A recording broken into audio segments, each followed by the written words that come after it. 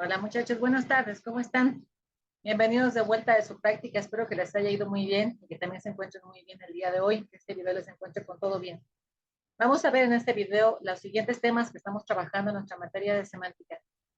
Alegremente podemos pasar ya de los temas de morfosintaxis que hemos venido trabajando con antelación en sesiones anteriores. Ya hemos completado pues, los temas al menos generales que se debieron ver en morfosintaxis. Entonces vamos a dar continuidad a los de semántica con la intención de en este segundo parcial trabajarlos y en el tercer y último parcial de nuestra materia poder hacer el abordaje de pragmática, ¿vale? Y pues completar, aunque sea de una manera un poquito rápida, un poquito general, los contenidos correspondientes a nuestra materia y a algunos que quedaron pendientes que no hemos comentado de algún semestre anterior, ¿vale? Entonces, bueno, hasta el último que nos quedamos fue la revisión de estas categorías gramaticales, ¿te acuerdas? Revisamos por ahí las ramificaciones de Chomsky. A partir de estas categorías gramaticales, como dijimos, los tipos de enunciados, tipos de oraciones que podemos encontrar, ¿vale? Entonces, bueno, vamos a empezar hoy con un poquito de repaso de cosas que ya hemos visto en las sesiones iniciales de semántica presenciales que tuvimos en la normal, en las cuales, pues yo hice este abordaje asumiendo que ya podíamos manejarlo, y fue cuando ustedes me comentaron estos, pues un poquito pendientes que teníamos de antes, ¿no? Y que fue que lo paré tantito para regresarnos a morfosintaxis, entonces ahora sí, ya podemos trabajar, pues, ¿no? Semántica a partir de esta sesión, retomar lo que dejamos pendiente en aquellas primeras clases, ¿vale? Muy bien, bueno, entonces, esto es casi recapitulación, ven conmigo siguiendo el contenido y de ahí vamos a pasar a un nuevo contenido que estamos viendo hoy, ¿vale? Ok. Bueno, hemos visto entonces que el signo lingüístico propuesto por Ferdinand de Saussure, recuerda que Saussure es considerado el padre de la lingüística moderna, entre otros principios, porque determina justamente cuál es la composición de este signo lingüístico y lo hace en una composición que se llama diádica, o de dos elementos, ¿te acuerdas? Dos elementos, que son estos dos, significante y significado. Este ejemplo que ves aquí es tomado, de hecho, del libro en la versión en español de Saussure, en el cual dice, pues mira, tu significado es la idea, ¿te acuerdas? La imagen acústica que viene a tu cabeza cuando tú escuchas una palabra, cuando la lees, esa imagen que viene a tu cabeza, digamos, ¿no? Que refiere, o que es referida por esa denominación, por ese nombre. Recuerda que ese nombre o denominación es justamente el significante, ¿no? O sea, las letras, los gráficos, representados así en esa linealidad, ¿recuerdas que hemos dicho también que es lineal? En esa linealidad, juntos, la representación de la letra M, E, S, A, para que juntos formen, ¿no? En nuestra línea, esta palabra que se denomina así, mesa, y pues el significado que asociamos a ello.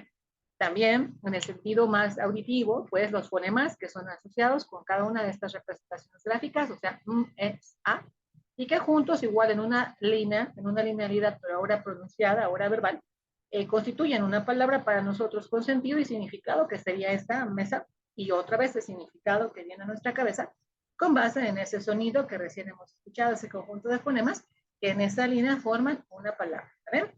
Entonces estamos definiendo qué características tiene. Hemos dicho que pues son 6, 7 características con las cuales cuenta el signo. Lo primero que hemos visto y que nos tiene que quedar súper ya claro a partir de ahora, ¿no?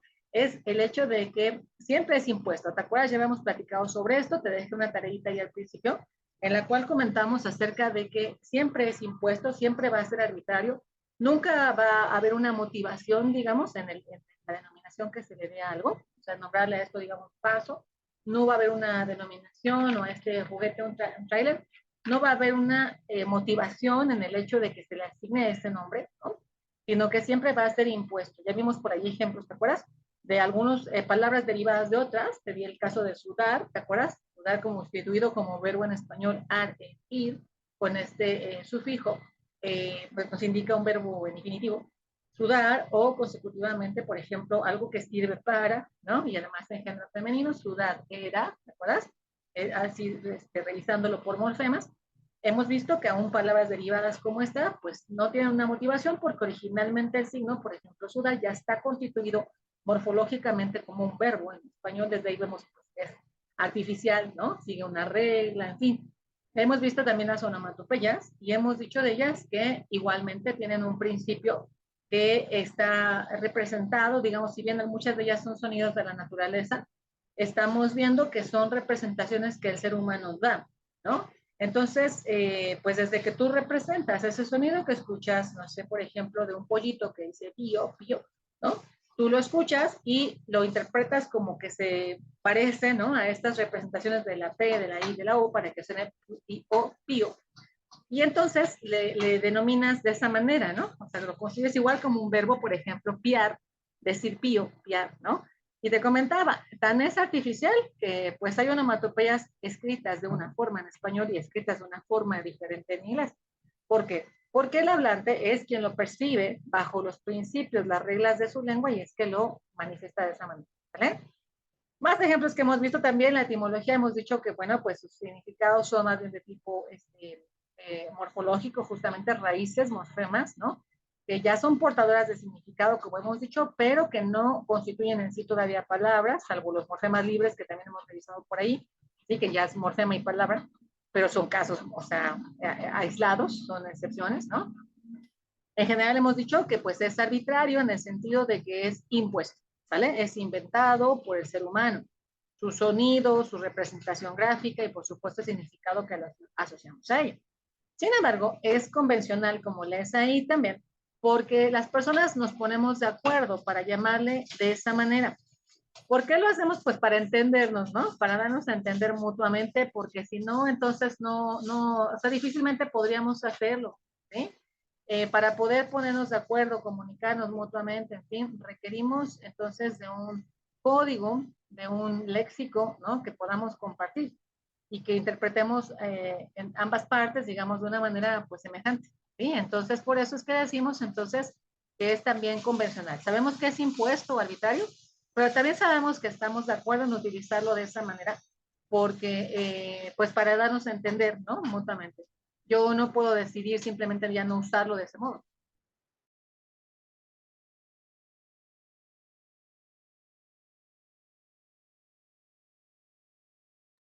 Ok, otras características que tiene entonces son estas que estamos viendo aquí.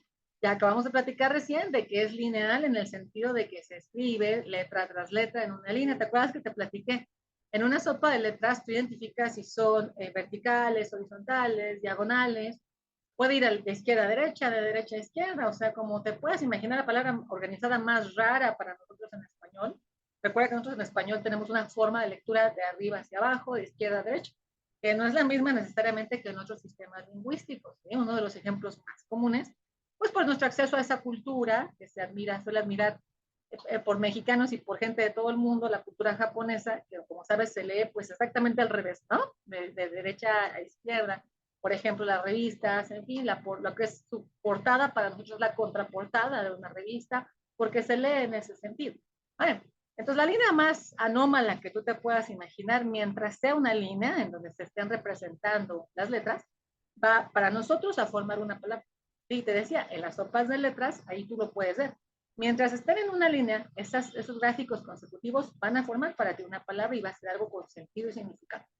Cuando no, o sea, que estén aisladas las letras por acá y por allá y no formen una línea, entonces para ti ahí no hay palabra, ¿cierto? Siempre tiene que ser una cadena, ¿no? También auditiva. Cuando tú dices un fonema tras otro, formando una línea, es lo mismo, estás constituyendo una palabra que si digo a, u, son sonidos aislados, ¿verdad? Pero cuando forman una cadena o una línea, entonces constituyen una palabra, ¿cierto? Ok, hemos dicho que tiene esta dualidad de mutabilidad e inmutabilidad porque el signo puede modificarse, en efecto es mutable, siempre y cuando sea, como lo hemos comentado, un proceso gradual y colectivo, ¿verdad? Es inmutable en el sentido de que yo no puedo decir de aquí a mañana, ¿sabes qué? Ahora, a partir de ahora, a este juguetito, este Tyler, le voy a llamar gusano, ¿sí? O sea, no, ¿verdad? Porque ni modo que diga algo así sin sentido para la gente, ¿no? Le compré a mi hijo un gusano, ¿no? Por ejemplo, en vez de un juguetito de un Tyler, pues entonces ellos dirán, ¿de qué está hablando esta persona, no? Al final, repito, o sea, podemos intentar darnos a entender, pero seguramente que no lo haremos de la manera tan precisa como lo hacemos teniendo esa convencionalidad de utilizar esas palabras, esos significados, esas formas de conjugación, ¿vale? Entonces, bueno, es mutable en el sentido de que puede cambiar siempre y cuando sea un proceso colectivo, o sea, que mucha gente lo implementemos y de manera gradual, o sea, poco a poco en el tiempo, hasta que mute, ¿sí? Hasta que se acepte, hasta que se apropie. Como sabes, la RAE, por ejemplo, en español, continuamente está, ¿no? Analizando casos de aceptación. O sea, si se puede tomar esto de efecto registrado como una palabra o no, ¿vale? Alguna propuesta que llega por ahí, pues de toda la gente hispanohablante en todo el mundo, ¿no? Al final ahí está, lo acepta o no lo acepta formalmente, digamos, ¿no? Dentro de esa regulación que busca establecer, ¿vale? Y pues en el caso del inglés no es muy diferente. Hemos dicho que entonces es inmotivado, acuérdate en el ámbito de que no hay una razón en ningún caso como para pensar que por eso se le llamó así, ¿vale? Ni siquiera, por supuesto, hemos dicho en sustantivos comunes, mucho menos en nombres propios. Ya también platicamos pues que la gran diferencia está en que el nombre propio, para empezar, no tiene un significado léxico, sino solamente un portador o un referente, una persona, un lugar, ¿no? Que se refiere con eso, pero que ni siquiera es como tal un significado léxico. Entonces, no te olvides de eso. Muy bien. Hablando de significado léxico, bueno, nosotros lo podemos interpretar como ese que nos viene puesto denotativo en un diccionario, ¿eh? Que trae la entrada, por ejemplo, aquí success, por ejemplo, lo que estás leyendo, y lo que viene a continuación. Como decía, ¿sabes? Hay tipos de diccionarios. Este ejemplo que te estoy poniendo aquí es un diccionario bilingüe. Esta fotito que nos da la traducción o interpretación, digamos, del caso del inglés al español. ¿Sí? Puede haber, por supuesto, diccionarios monolingües que nos dan la definición de esa palabra. ¿Sí? Seguramente a este nivel ya te han pedido tus maestros que lleves un diccionario monolingüe en inglés, por ejemplo, para que te acostumbres a leer, a entender en inglés, ¿no? En vez de que te haga ese cambio, ¿no? Digamos, al sistema lingüístico en español y que te lo explique que te lo explique en este sistema lingüístico meta, que es el inglés, para que también tú te acostumbres a pensar, identificar como en ese sentido lo que se te está explicando, ¿vale? Bueno, normalmente entonces un diccionario trae el significado léxico, o sea, esa definición, como dije, esa acepción asociada a esta entrada, ¿sí? Que tenemos, o sea, la palabra y su definición. ¿Vale? Por otro lado, tenemos el significado, como dijimos, etimológico, que se refiere más bien a sus raíces de significado, ¿sí? Cómo está constituida una palabra, de dónde viene, cuál es su origen, cuál fue su evolución, ¿no? Por ejemplo, esta sociología dividido en dos raíces, que sería socios y logos, ¿no? Como para pensar ese análisis, tratado, estudio, digamos, de los grupos sociales o de la sociedad, ¿vale? Y así lo interpretamos. Entonces, bueno, identificamos desde aquí, dentro de la semántica, que hay tipos de significado, ¿cierto? O sea, por ejemplo, aquí léxico etimológico y que encontraríamos en un material bibliográfico diferente.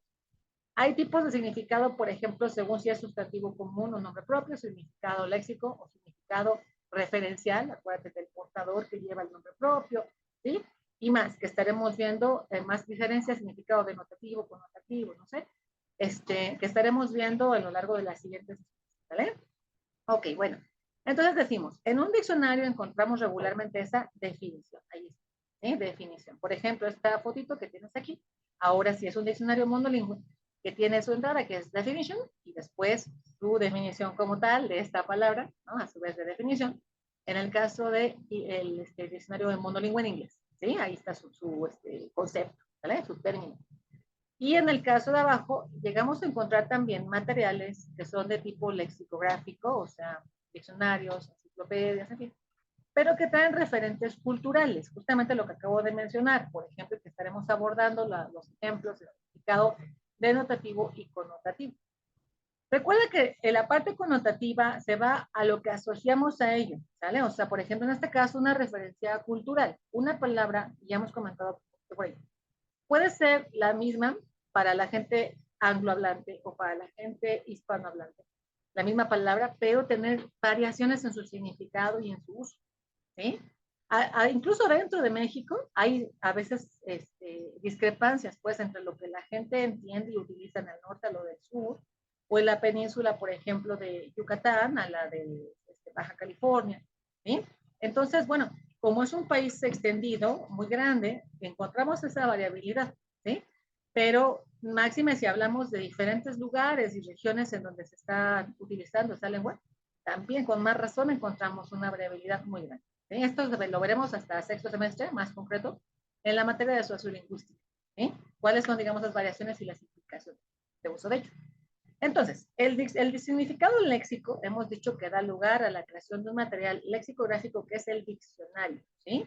Un libro, pues bien gruesote, ¿no? Grande, porque trae ahí dentro todas las posibilidades, o casi todas, de definiciones de palabras que tenemos en un sistema lingüístico. Por ejemplo, en este caso, el Diccionario de la Lengua Española, editado por la Real Academia Española de la Lengua, ¿sí? aquí en físico, en esta foto, pero también, por supuesto, en línea, que tú puedes consultar, ¿no? Como para saber esas definiciones, identificarlas, en fin. Y lo que te digo, actualizaciones que se hacen, en fin, correspondientemente, pero lo que encuentras aquí al final es un significado, como dije, léxico, conceptual, de término, ¿vale? En tanto, el significado más de tipo cultural, voy a regresar, esto que hemos visto, más de tipo cultural, ahí está, ¿no? Puede ser etimológico, por, referencial, cultural, ¿no? A veces también connotativo. Lo encontramos en otro tipo de material lexicográfico que puede ser la enciclopedia, como lo que ves aquí. La enciclopedia, si tienes una en casa o alguien cerca de ti, recuerdas, es un conjunto de libros, ¿no? No es un solo libro grueso como el diccionario, sino es un conjunto de libros, tomos varios, que traen toda esta información. ¿Por qué son tantos materiales aquí los que se editan? Pues porque su presentación de la información es diferente justamente de la que tiene el diccionario con un significado léxico. La enciclopedia incluye todos esos referentes culturales, o muchos de ellos, que tienen que ver con las palabras que está intentando definir. Seguramente en algún momento tú has tomado uno de estos libros, lo has abierto y has visto que adentro tiene, ¿no? Imágenes, gráficos, tablas, que son muy entretenidas, muy interesantes y por supuesto que aportan en lo cultural, en lo intelectual cuando las revisamos, ¿sí? Por eso era algo muy bueno. Hoy en día ya no se usa tanto, pues porque tenemos los medios tecnológicos, pero antes era muy bueno tener una enciclopedia en casa porque siempre los niños se culturizaban al acercarse y buscar gráficos, ¿no? Esa es una característica. Y la otra es que los significados vienen asociados siempre, o sea que uno te redirige a otro, ¿sabes? Un poquito como lo que se utiliza en Internet. O sea que tú, por ejemplo, buscas la definición, no sé, la historia de Argentina en Wikipedia, ¿no? Y entonces te dice, cuando el presidente, ¿no? Por ejemplo, en este caso, el presidente tal, ¿no? Y entonces te lo pone ese apellido, por ejemplo, no sé, Perón, te lo pone en hipervínculo, ¿cierto? Con colores azulados, con color azul. Entonces te muestra con eso que hay ahí un hipervínculo. Entonces tú le puedes dar, ¿verdad? Ahí clic y te lleva ahora a la otra página que es la de Perón, por ejemplo, ¿no? Y te explica de allí la fase política del peronismo. Entonces igual hay otro hipervínculo. Y o sea, es una cosa como inacabable, ¿no? Interminable, porque uno te vincula, otro te redirige. ¿Sí? Y si quieres seguir conociendo, investigando, pues sería como interminable. Bueno, este fundamento está hecho en la enciclopedia, está en el estado de la enciclopedia. Este material gráfico tangible, ¿no? Que teníamos, hoy en día, como dije, existe, pero ya es menos, y que te va redirigiendo justamente así. O sea, si tú buscas la Tierra, ¿no? Entonces ahí te puede redirigir a saber lo que es el sistema solar, por ejemplo, ¿no? Vas al sistema solar y ese te redirige, por ejemplo, a hablar de la galaxia, no sé, ¿no? Y vas a la galaxia y entonces te hablan de los meteoritos, ¿sí? Y sucesivamente es como que una cosa te conecta con otra, ¿sí? Dentro de las enciclopedias. Y bueno, pues por eso es que da lugar a todo ese conjunto de libros porque trae muchísima información, ¿no? Relacionada y vinculada, pero además, como te digo, de tipo cultural, que bueno, que son aportaciones intelectuales muy valiosas que nos da, más allá de, digamos, de las definiciones puras, léxicas que nos da un diccionario, ¿vale? Bueno, quedando en claro allí, entonces entendemos, a ver, fíjate, ¿a dónde vamos? Dirigidos con esto. A reconocer que las palabras sí tienen un significado, o sea, una idea, como dijimos en términos de Saussure, un concepto asociado con ese nombre, con ese significante que nos viene cuando lo pronunciamos, cuando lo leemos, ¿vale? Significado. Pero, por otro lado, también dentro de la semántica es importante analizar y estar conscientes del denominado sentido, ¿sí? Una cosa es el significado como tal, por ejemplo, léxico en un diccionario, ¿no? Y otra cosa es el sentido, que es lo que ya le agregamos, ¿no? Con base en nuestra inteligibilidad, en un proceso sociocultural, ¿qué elementos podemos agregar a esas palabras, a esos enunciados construidos? ¿No? Entonces, bueno, se refiere ya más a lo que interpretamos, digamos, ¿no? Más allá de un significado puro como tal, lo que interpretamos culturalmente, le agregamos, le añadimos, diferimos, no sé, cuando leemos una palabra, cuando leemos una. ¿Vale? Ahí está. Entonces, ¿qué es el sentido? Bueno, es lo que nos parece lo lógico, ¿vale? Lo inteligible, o sea, lo que se puede entender, lo que se puede interpretar, pero también lo que nos parece que es reconocible en una cultura o en un grupo social. ¿Vale? Ya te lo he platicado antes, otra vez, de variaciones dialectales que se verán en sexto. Si una persona hispanohablante que no sea nativa maneja ya bien nuestra lengua, supongamos que una persona viene, un extranjero, y estudia español, viene acá un año y dice, puedo hablar ya español muy bien, ¿sí? Pasa por una calle, unos niños jugando, y le pasa el balón y le gritan, bolita, por favor, ¿sí? Entonces, bueno, pues es posible que él va a entender las palabras todas, incluso esa formación de bolita, o sea, el diminutivo it, el femenino a, ¿no? Todo esto es posible que todo lo va a entender, pero no necesariamente va a entender en la parte, ahí está, pragmática, lo que tiene que hacer, lo que se está esperando como respuesta de él. Y para nosotros es igual, si escuchamos algo en inglés, ¿no? No sé, un chiste, por ejemplo, ¿sí? Es posible que a aquellos de mucha risa, no sé, un grupo de británicos les parezca algo muy gracioso y nosotros digamos, no entiendo, ¿no? O sea, bueno, entiendo todas las palabras, pero no veo por qué es gracioso. Ahí está. Ese es el sentido, ¿sí? O sea, que es reconocible en una cultura, en un grupo social, con base en su experiencia, con base en lo que para ellos, pues, es lógico, ¿sí? Mucho de lo que se critica modernamente a las generaciones anteriores, las generaciones anteriores, perdón, criticamos a las modernas, es el hecho de el hablar como sin sentido, ¿sí? O sea, justamente un sin sentido. Por ejemplo, esto, mira, ¿por qué es tan raro el humor milenario? ¿Sí? Este hombre, ¿no? Que está cubierto como con un peluche negro, todo, y además como colgado en la pared, como si fuera un animal, ¿no? Y que está sonriendo, volteando y que dice dos de queso, por favor. ¿Sí? Y además, por favor, juntos, ¿no? Entonces, bueno, seguramente para ustedes tendrá sentido y ahorita que lo ves a lo mejor hasta te da risa, ¿no? Te hace sonreír. Para la gente mayor, por ejemplo, en nuestras generaciones, te diría que no tiene sentido. Justamente es como que diríamos, pero ¿cuál es la gracia en esto? No, no tiene sentido. Sí, o sea, no, no sé en qué se supone que sea divertido o qué es lo que quiere mostrar. Como soy maestra de jóvenes, dialogo todo el tiempo con ustedes y sé por eso que muchos chicos me han dicho, y seguramente es algo semejante a lo que tú piensas, que parte de lo divertido es el sin sentido. O sea, encontrar cosas que no tienen sentido. ¿Eh? Para la gente mayor, de pronto esto es como, no lo puedo entender, no lo puedo como yo validar. ¿Por qué? Pues porque hay una ruptura, ¿cierto? Y es un ejemplo bien clarito, ¿ya viste?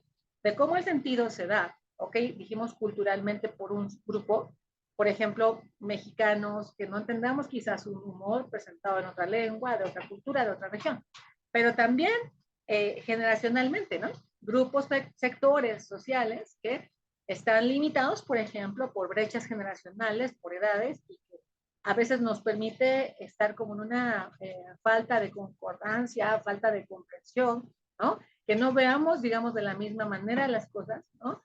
Y pues eso es lo que nos hace dotarles de un sentido o no dotarles de un sentido, ¿vale? Bueno, vamos viendo entonces que aquí hay otro par de ejemplos, mira, ¿no? Este que es de los backyardigans, que dice chicharrón, ¿sí? Y el de abajo que, bueno, está un poquito ya más fundamentada en algo que, bueno, tú seguramente lo has visto mucho en memes, ¿no? Que alguien dice, no entiendo qué quiere decir esto, ahí está, no hallo el sentido o la lógica o lo inteligible de esto y te ponen contexto, ¿sí? O sea, explícame, ¿no? Como, ¿por qué? Ajá, ¿qué pasó aquí? ¿No? Y pues muchos comentarios, ¿no? Que les vienen a veces groseros de eso, de cuando alguien dice contexto y lo que viene a continuación con una rima, ¿no? Entonces hay una tercera parte de respuesta que dice licencia para pedir contexto sin que eso me tenga que pasar, ¿no? Ahí está. Entonces, bueno, dice ya viene Barbilla Roja a pedir contexto, ¿sí? Ahí está. Entonces, bueno, ¿por qué? Pues porque a veces eso es lo que se requiere, repito, para inteligir, para entender lo que a otra persona le parece que tiene sentido y lo que para mí, que estoy fuera a lo mejor de ese contexto, no me permite interpretarlo, no me permite entender. ¿Vale? Ahí está. Entonces, a ver, nuestro ejercicio es, por favor, identificar una palabra cuyo significado ha sido ajustado por un grupo social, ¿sí? Acuérdate, tiene que ser así, focalizado en ese grupo social. No me vayas a dar una palabra que digas, en todo México se conoce así. O sea, necesito que sea como así, por un sector, ¿vale? Ya dijimos ahorita por regiones, por edades, por, no sé, estatus social, estatus intelectual, ¿sale? No, no estamos aquí tratando de de poner etiquetas ni nada, ¿eh? No, no va por allá, ¿vale? No es una cuestión sociológica la que estamos analizando, sino lingüística, que es nuestro interés, nuestro foco, ¿vale? Entonces tú puedes decirlo así, bueno, algo que sea para ti identificable, ¿no? Los jóvenes utilizamos esto, o al revés, a lo mejor, ¿no? Mis tíos normalmente utilizan esto, ¿no? O cuando he viajado a ver a mi familia a Monterrey, yo sé que utilizan esto, ahí está, ¿no? Entonces, que por un grupo social nos puedas decir como una palabra que ya está inventariada, que ya está considerada, pero que recibe un ajuste, ¿no? En su significado por ese grupo social. Un poco para reconocer cuál es la mutabilidad que puede darse en un signo, pero con base, como dije, en un proceso colectivo y gradual. ¿Eh? ¿Me das, por favor, primero su definición léxica? O sea, ¿qué significa connotativamente en un diccionario en esa palabra? Y luego ese cambio de sentido que se ha implementado por ese grupo en particular. ¿Vale? Es lo que te voy a pedir que me entregues por email, por favor. Esto vas a tener para entregarlo entre hoy y mañana, porque bueno, es un ejemplo nada más que estoy pidiendo, no es ningún ejercicio muy largo ni nada, y es con la intención de dar continuidad al otro video que estaremos viendo muy prontito, ¿sí? A inicios de la siguiente semana, para verificar la parte siguiente, digamos, de estos temas de semántica que estamos tratando de abordar un poquito de manera, pues, más de premura, debido, pues, a esta revisión previa que tuvimos que hacer de otros conceptos, ¿vale? Muchas gracias por su atención y pues espero en todos esos trabajos a la brevedad por email. Recuerda, aunque yo te diga que el límite es mañana, o sea, sábado al cierre del día, tú puedes entregarlo desde hoy, ¿no? O puedes entregarlo mañana temprano, ¿sí? Entonces no es como que tengas que esperar hasta el cierre del sábado para entregarlo. Pues ahí está. Otra idea que tenemos también de la juventud, muy procrastinadora. Entonces, bueno, no tienes que hacerlo así, ¿vale? Decide y entrégalo para que quede en tiempo y forma real. Muchas gracias por tu atención. Espero que haya quedado claro, pero igualmente quedo pendiente de cualquier comentario por email, ¿vale? Que tenga bonito día. Hasta luego, muchachos.